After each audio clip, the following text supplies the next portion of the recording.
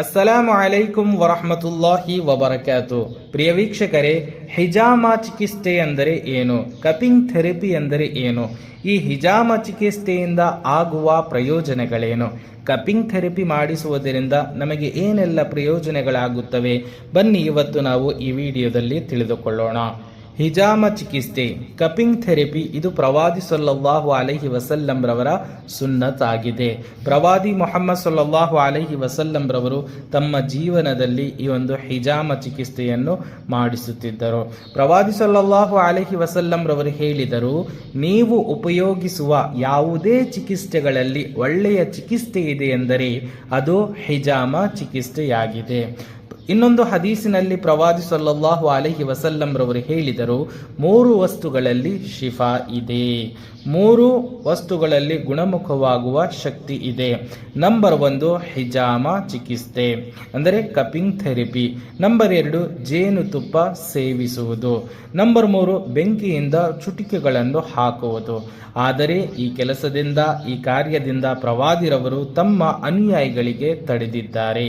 ಈ ಬೆಂಕಿಯ ಚುಟಿಕೆಗಳನ್ನು ಹಾಕುವುದರಿಂದ ತಡೆದಿದ್ದಾರೆ. ಇನ್ನೊಂದು ಹದೀಸಿನಲ್ಲಿ ಪ್ರವಾದಿ ಸಲ್ಲಲ್ಲಾಹು ಅಲೈಹಿ ವಸಲ್ಲಂ ರವರು ಹೇಳಿದರು, ನಾನು ಮೆಹರಾಜಿನ ರಾತ್ರಿಯಲ್ಲಿ ಯಾವ ಆಕಾಶದಿಂದ ಹಾದು ಹೋಗುತ್ತಿದ್ದೋ ಆ ಆಕಾಶದಲ್ಲಿರುವ ಫರಿಷ್ಠೆಗಳು, ಮಲಕಗಳು ನನ್ನೊಂದಿಗೆ ಹೇಳುತ್ತಿದ್ದರು, ಯಾ ರಸೂಲಲ್ಲಾಹ್, ನೀವು ಖಂಡಿತವಾಗಿ ಹಿಜಾಮ ಮಾಡಿಸಿಕೊಳ್ಳಿ. ಪ್ರಿಯ ಸಹೋದರರೇ, ನೋಡಿ, ಹಿಜಾಮ ಎಂದರೆ ನಾವು ಅದನ್ನು ಕಪಿಂಗ್ ಥೆರಪಿ ಎಂದು ಕರೆಯುತ್ತೇವೆ. ಇದರಿಂದ ನಮ್ಮ ಶರೀರದಲ್ಲಿರುವ ಕೆಟ್ಟ ರಕ್ತ, ಕೊಳುಕು ರಕ್ತ ಹೊರಗಡೆ ತೆಗೆಯಲಾಗುತ್ತದೆ.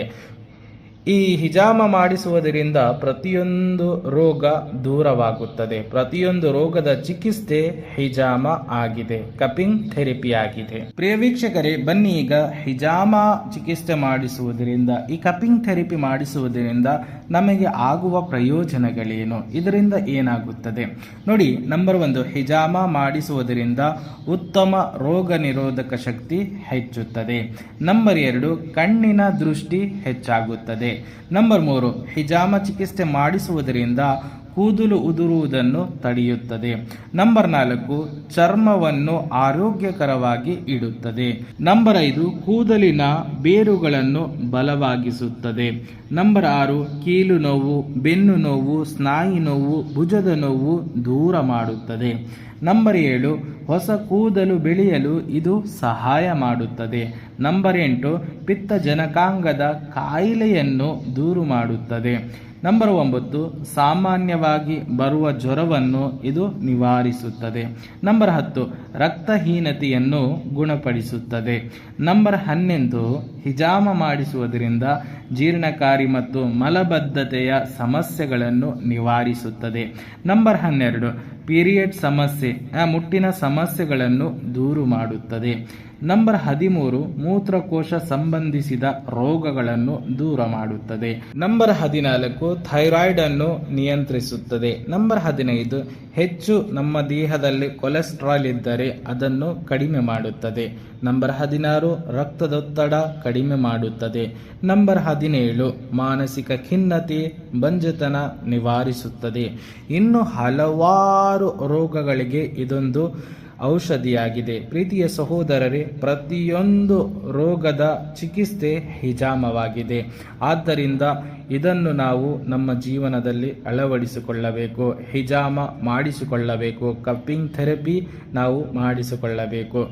ಏಕೆಂದರೆ ಹಲವಾರು ರೋಗಗಳಿಗೆ ಉತ್ತಮ ಔಷಧಿ ಇದು ಹಿಜಾಮ ಆಗಿದೆ.